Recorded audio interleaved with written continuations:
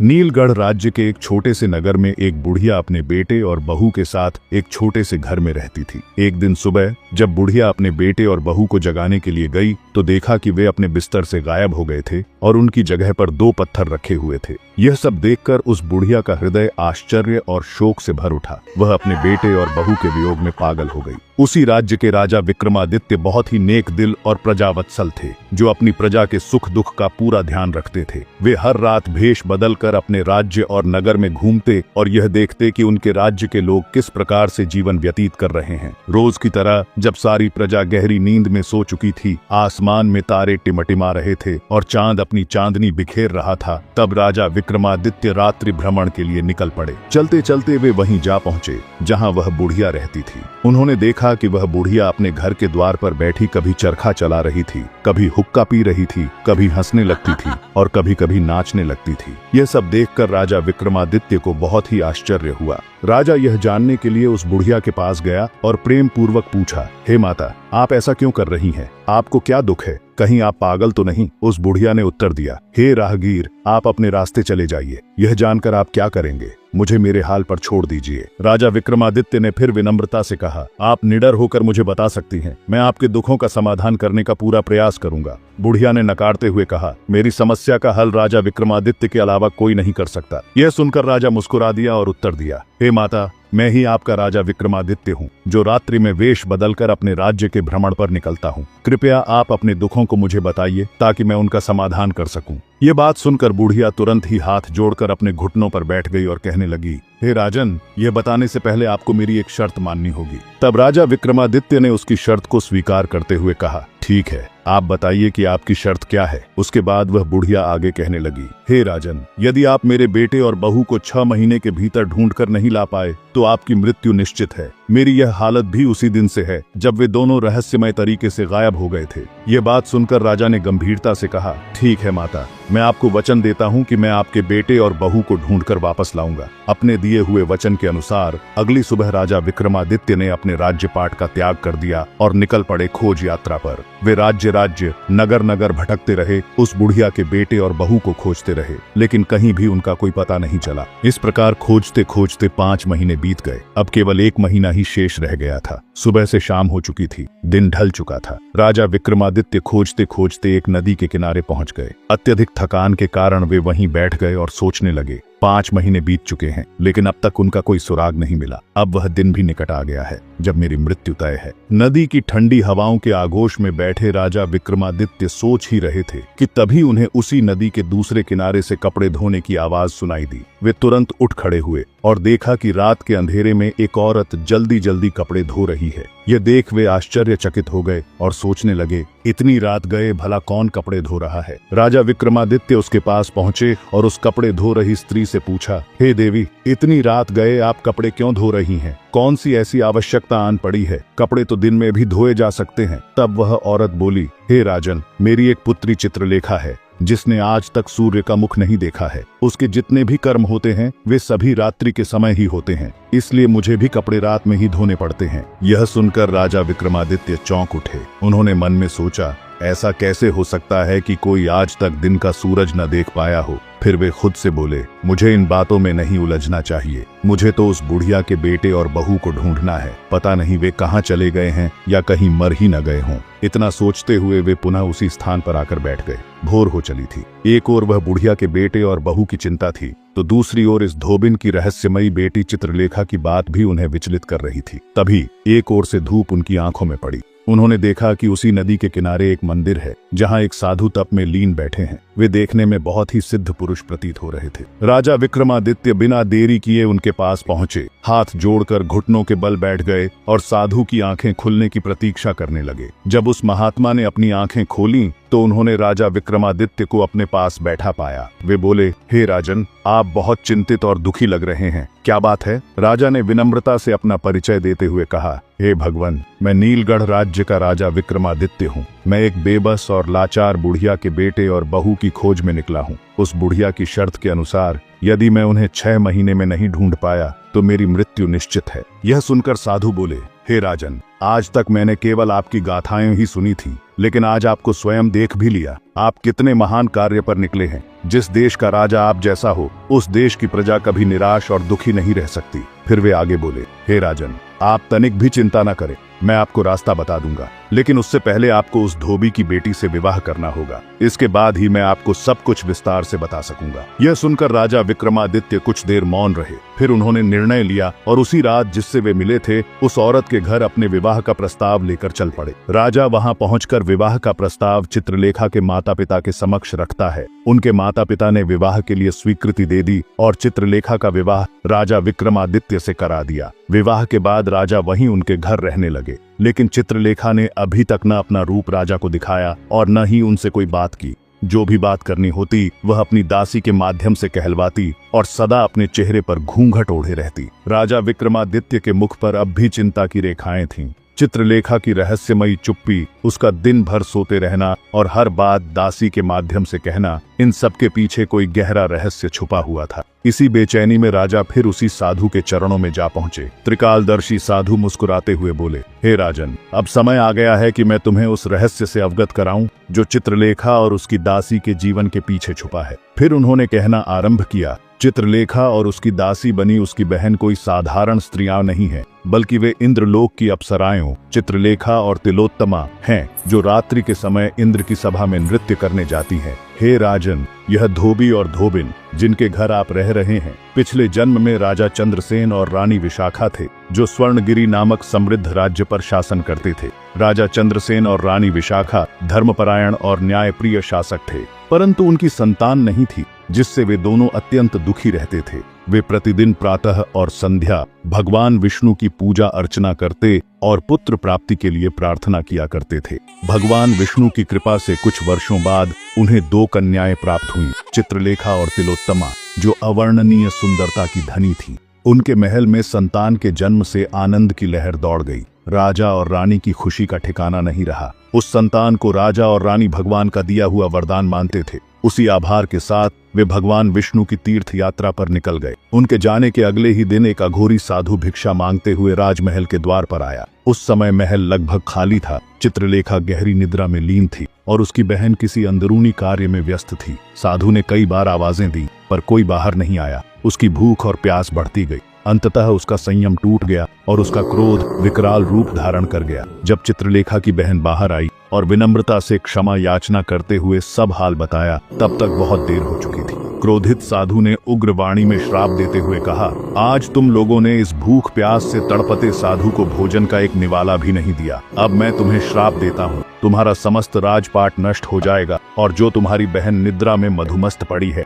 अब से वह हर रात्रि को इंद्रलोक में नृत्य करेगी और पूरे दिन सोती रहेगी। वह कभी भी सूर्य का मुख नहीं देख सकेगी। फिर उसने चित्रलेखा की बहन को भी श्राप दिया, तू उसकी दासी बनकर जन्म जन्मांतर तक उसकी सेवा में बंधी रहेगी और तीर्थ यात्रा पर गए तुम्हारे माता पिता राजा चंद्रसेन और रानी विशाखा, उनकी मृत्यु भी एक आकस्मिक दुर्घटना में हो जाएगी। इतना कहकर वह साधु वहां से चला गया। श्राप लगते ही सब कुछ विनाश की ओर बढ़ गया। कुछ वर्षों बाद दुर्घटना में मारे गए राजा चंद्रसेन और रानी विशाखा ने धरती पर एक धोबी और धोबिन के रूप में अत्यंत गरीब अवस्था में पुनर्जन्म लिया। उधर उनकी पुत्रियां चित्रलेखा और तिलोत्तमा भी पुनः जन्म लेकर उन्हीं की पुत्रियां बनी। इसलिए हे राजन, उस अघोरी साधु के श्राप के कारण ही राजकुमारी चित्रलेखा दिन में गहरी नींद में रहती और रात्रि के समय सज धज कर एक अप्सरा बन जाती। जब पूरा गांव सो जाता, तब वह घर के पिछले हिस्से से चुपचाप बाहर निकलती और वहां एक बहुत बड़े वृक्ष के नीचे मणियों और मोतियों से जरा एक स्वर्णिम उड़न खटोला आकर रुकता।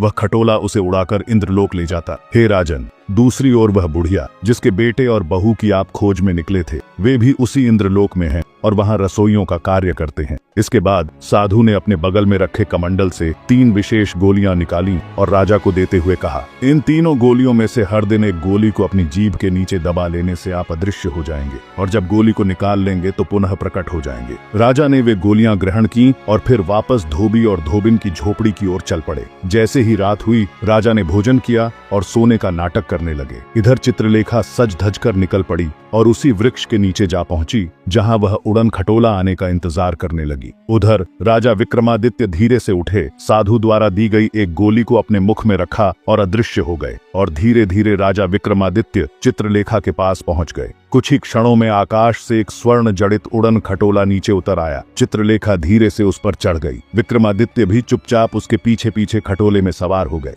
क्षण भर में वह खटोला आकाश में उड़ चला। धरती पीछे छूट गई और स्वर्ण किरणों से दमकता इंद्रलोक सामने था। वहां का सौंदर्य अलौकिक था। रत्न जटित भवन, मधुर गंध और संगीत की लहरें वातावरण में तैर रही थीं। चित्रलेखा खामोशी से उतरकर सभा की ओर बढ़ी और विक्रमादित्य उसका पीछा करते हुए उस दिव्य लोक में पहली बार प्रवेश कर गए। वह चुपचाप जाकर ढोलक वाले के पास बैठ गए। फिर उन्होंने साधु द्वारा दी गई गोली को धीरे से अपने मुंह से निकालकर जेब में रख लिया और अदृश्यता छोड़ दी। अब वे सभी को दिखाई देने लगे, पर किसी को उनके आगमन की भनक तक नहीं लगी। सभा भवन की भव्यता मन को मोह रही थी। दीवारों पर जड़े हीरे और मोती चांदनी की किरणों से चमक रहे थे। इंद्र अपनी पत्नी के साथ सिंहासन पर विराजमान थे और अन्य देवता जय जयकार कर रहे थे। वाद्य यंत्रों की मधुर ध्वनि गूंज रही थी, लेकिन ढोलक की थाप में वह उत्साह नहीं था। चित्रलेखा नृत्य तो कर रही थी, पर उसकी लय टूटी टूटी सी लग रही थी। ढोलक वाला थका हुआ सा बैठा था। नृत्य में वह जीवंतता नहीं थी जो इंद्र सभा की शोभा होती है।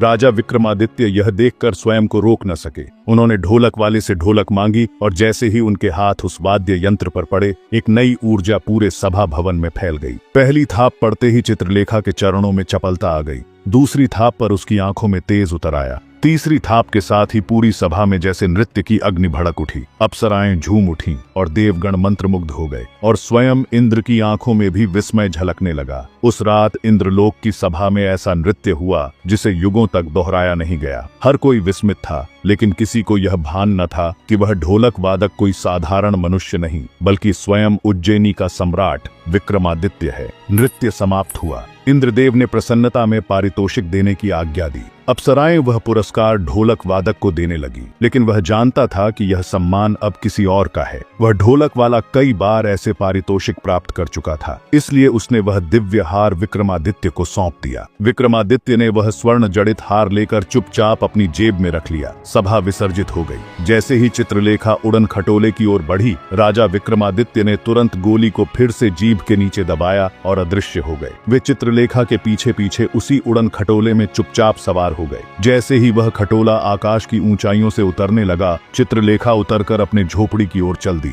विक्रमादित्य भी कुछ क्षण बाद अदृश्य रूप में बाहर निकले और चुपचाप अपने कक्ष में आकर शांति से लेट गए, मानो कुछ हुआ ही न हो। सुबह की कोमल धूप खिड़की की झिर्रियों से कमरे में दाखिल हो रही थी। नौकरानी झाड़ू लगाते हुए धीरे धीरे पास आई और हल्की आवाज में बोली, महाराज उठ जाइए, सुबह हो गई है। बिस्तर पर लेटे विक्रमादित्य ने आंखें मली और धीमे से मुस्कुराते हुए बोले, तुमने तो सपना ही तोड़ दिया। मैं इंद्रलोक की सभा में था, चित्रलेखा नृत्य कर रही थी और मैं ढोलक बजा रहा था। इंद्रदेव इतने प्रसन्न हुए कि मुझे रत्न जड़ित हार इनाम में दे दिया। नौकरानी बोली, महाराज फिर वो हार? राजा ने बड़ी ही शांति से उत्तर दिया, अलमारी में रखा है, जाकर देख लो। जैसे ही नौकरानी ने अलमारी खोली, वहां एक रत्न जटित हार चमक रहा था। कमरे के दूसरे कोने में खड़ी चित्रलेखा यह सब सुन रही थी। यह सुनते ही वह चौंक गई। यह कैसे हो सकता है? यह तो सब वास्तविक है, फिर यह सपने में कैसे? अगली रात्रि विक्रमादित्य ने फिर साधु द्वारा दी गई रहस्यमयी गोली जीभ के नीचे रखी और अदृश्य हो गए। इसके बाद वे चित्रलेखा के पीछे पीछे उसी उड़न खटोले में जा पहुंचे जो इंद्रलोक की ओर उड़ चला।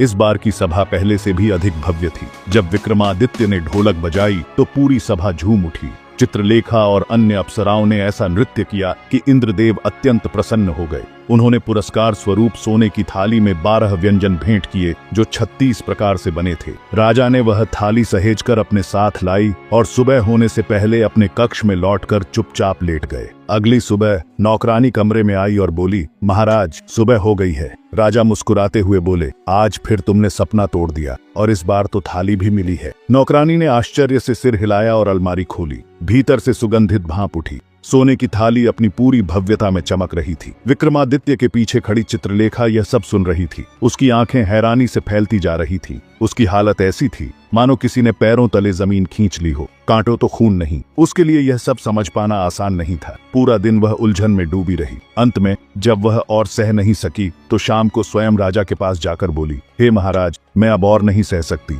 मेरी समझ में कुछ भी नहीं आ रहा। कृपया सच सच बताइए, यह सब हो क्या रहा है? ये सपना है या सच, जबकि मैं जानती हूँ कि मैं स्वर्ग की नर्तकी हूँ। राजा विक्रमादित्य कुछ क्षण शांत रहे, फिर धीमे स्वर में बोले, चित्रलेखा, जब सत्य जानने की चाह हो तो धैर्य भी रखना पड़ता है। मैं तुम्हें सब बताता हूँ। राजा ने एक गहरी सांस ली और फिर पूरी कहानी सुना दी, उस बुढ़िया की जिसने अपने बेटे बहू को खो दिया था, उसकी शर्त, 6 महीनों की खोज, फिर इंद्रलोक की सभा और वहां के हर क्षण का सत्य। राजा की बातें सुनकर चित्रलेखा की आंखें भर आईं। उसकी आंखों में अब श्रद्धा और आदर था। वह समझ चुकी थी कि यह विक्रमादित्य कोई साधारण मानव नहीं, बल्कि सच्चे धर्म और प्रेम का प्रतीक है। थोड़ी देर मौन रहने के बाद चित्रलेखा बोली, महाराज, अब जब सारा रहस्य स्पष्ट हो चुका है तो आपसे एक विनती है। राजा ने उसकी ओर देखा। चित्रलेखा धीरे स्वर में कहने लगी, कल रात आप सभा में ढोलक फिर से बजाइए, और इस बार वह ढोलक ऐसी हो कि स्वयं इंद्रदेव भी आनंदित हो जाए। जब वे प्रसन्न होकर कोई वरदान मांगने को कहें तो आप 2 वरदान मांगिए। पहला,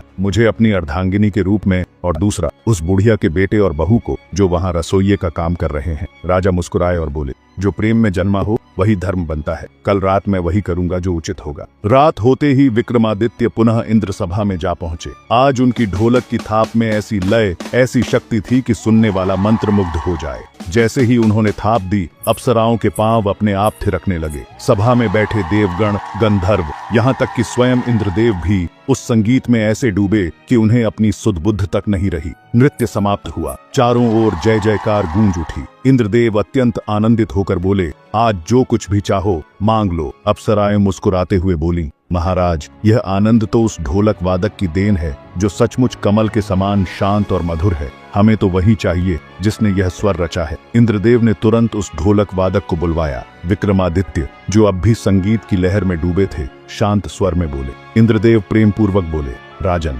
आज जो भी चाहो मांग लो। विक्रमादित्य ने विनम्र स्वर में उत्तर देना शुरू किया, मुझे नहीं लगता कि आप वह दे पाएंगे जो मैं मांगना चाहता हूँ। सभा में सन्नाटा छा गया। इंद्रदेव ने थोड़ी गंभीरता से कहा, राजन, मैंने वचन दिया है, चाहे जो मांगो अवश्य मिलेगा। विक्रमादित्य ने सिर झुकाकर कहा, तो सुनिए महाराज, मेरा पहला वचन है राजकुमारी चित्रलेखा, और दूसरा, वह स्त्री और पुरुष जो वर्षों से इस सभा की रसोई में सेवा कर रहे हैं, वे कोई और नहीं, एक वृद्धा के खोए हुए पुत्र और पुत्रवधू हैं। सभा में बैठे देवताओं की आंखें आश्चर्य से फैल गईं। इंद्रदेव थोड़ी देर मौन रहे, फिर उन्होंने मुस्कुराकर कहा, तथास्तु राजन, जो तुमने मांगा है वह तुम्हें अवश्य मिलेगा। जब इंद्रदेव को यह झांत हुआ कि जो स्त्री और पुरुष वर्षों से उनकी सभा की रसोई में सेवा कर रहे थे, वे वास्तव में एक साधारण वृद्धा के खोए हुए पुत्र और बहू हैं, तो उनके मुख पर गंभीरता के साथ संतोष की झलक दिखाई दी। उन्होंने स्वयं संकेत करके उन दोनों को सामने बुलवाया और चित्रलेखा की ओर देखकर सौम्य स्वर में कहा, अब तुम सभी जा सकते हो। उसी क्षण सभा की दीवारों में एक सुनहरा प्रकाश फैल गया और राजा विक्रमादित्य, चित्रलेखा तथा वृद्धा के पुत्र पुत्रवधू एक दिव्य तेज के साथ वहां से विदा हुए। कुछ ही पल बाद उड़न खटोला उन्हें लेकर पुनः धरती पर उनकी राजधानी की ओर लौट आया। जब विक्रमादित्य अपने महल पहुंचे तो सबसे पहले वे उस वृद्धा के घर गए। जब उसके सामने उसके बेटे और बहू खड़े हुए तो वृद्धा का हृदय भर आया। वह रो पड़ी और राजा के चरणों में गिरकर बोली, राजन, आप सच में देवता हैं। राजधानी में जैसे उत्सव का माहौल छा गया। नगरवासी एकत्र होकर विजय और भावुकता से नृत्य करने लगे। राजमहल फिर से रोशनी से जगमगा उठा। राजा विक्रमादित्य ने चित्रलेखा को अपनी रानी बनाया और वह वृद्धा अपने बेटे बहू के संग शांतिपूर्वक जीवन बिताने लगी। इस प्रकार विक्रमादित्य ने न केवल एक प्रतिज्ञा निभाई, बल्कि प्रेम, कर्तव्य और सत्य का वह उदाहरण भी प्रस्तुत किया जिसे युगों तक स्मरण किया जाएगा।